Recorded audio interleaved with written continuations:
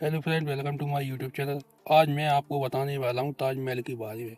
बिना सीमेंट के ताजमहल कैसे बना, वीडियो को जानने के लिए वीडियो के अंत तक बने रहें। पुराने जमाने की इमारतें को देखकर लगता है कि उन्हें बनाने वाले कारीगर कितने वैज्ञानिक और रचनात्मक रहे होंगे। भारत में कई ऐतिहासिक इमारतें हैं जिनकी कारीगरी को देखने देश विदेश से लोग आते हैं, चाहे वो ताजमहल हो या कुतुब मीनार हो या लाल किला हो। इन ऐतिहासिक इमारतों को बने दशक बीत गए हैं, लेकिन इन पर आज भी भूकंप या किसी भी प्राकृतिक आपदा का कोई असर नहीं होता है।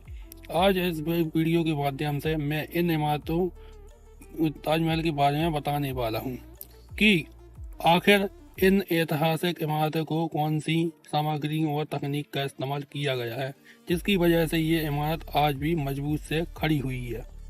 ताजमहल दुनिया के 7वें अजूबों में से एक है। इसकी खूबसूरती के आगे सब फीके लगती है। संगमरमर से बनी इस इमारत को प्रेम का प्रतीक माना जाता है, पर इसको बनाने के पीछे जितनी कहानियां प्रचलित है, उन्हें तो सुनकर यही लगता है कि ये कई लोगों के खून पसीने से ही बना है। हालांकि वो कहानियां कितनी सही हैं, इसके बारे में टिप्पणी नहीं की जा सकती है। ताजमहल से जुड़ी एक खास बात यह है कि बिना सीमेंट के बना, यूं तो भारत में ऐसी कई प्राचीन और ऐतिहासिक इमारतें हैं जो पुराने दौर की और बिना सीमेंट की बनी है, पर हाल ही में लोगों ने सोशल मीडिया प्लेटफॉर्म पर ताजमहल से जुड़े सवाल पूछे हैं। देश दुनिया से जुड़ी हैरान करने वाली जानकारियां जो लोगों को चौंका देती हैं। आज हम बात कर रहे हैं ताजमहल के बारे में। दरअसल सोशल मीडिया प्लेटफॉर्म कोरा पर हाल ही में एक यूजर्स ने सवाल किया, बिना सीमेंट के ताजमहल कैसे बना। इस यूजर के सवाल को पढ़कर लोगों ने अपने अपने अनुसार जवाब दिए हैं। सुमित सोनी ने नाम के यूजर ने कहा, ताजमहल को तब बनाया गया जब सीमेंट की खोज नहीं हुई थी। सीमेंट की खोज होने से पहले भी बिल्डिंग को जब बनाया जाता था, तब उनके ईंटों को जोड़ने के लिए एक खास तरह के पेस्ट का इस्तेमाल किया जाता था।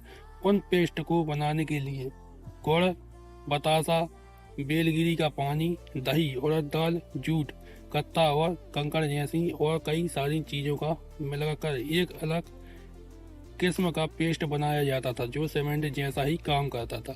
मजबूती लगभग सीमेंट के बराबर ही थी।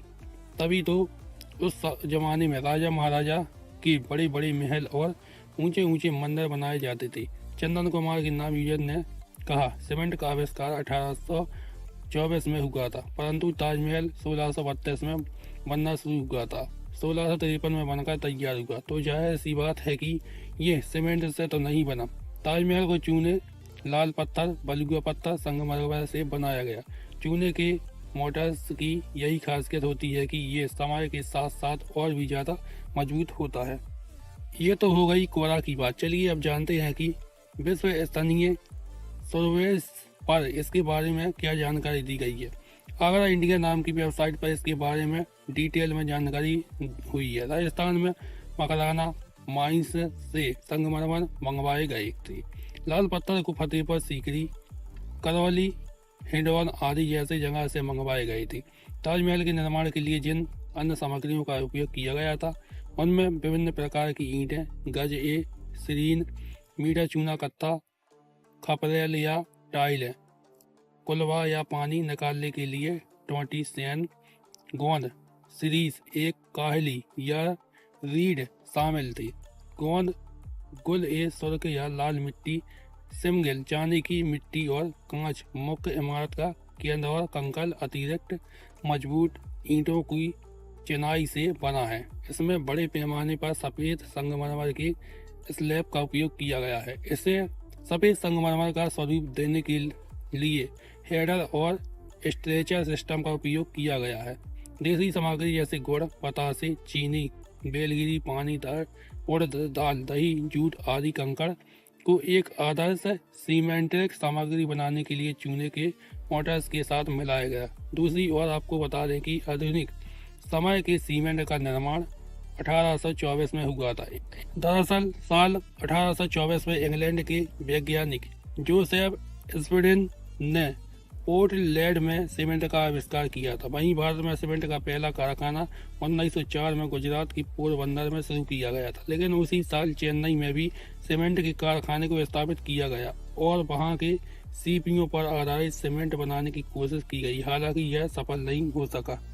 इसके बाद साल 1912-13 में पोरबंदर में एक सफल सीमेंट कारखाने की स्थापना की गई। फिर साल 1914 में मध्य प्रदेश के कटनी में सीमेंट एंड इंडस्ट्रियल कंपनी ने सीमेंट का उत्पादन शुरू किया है।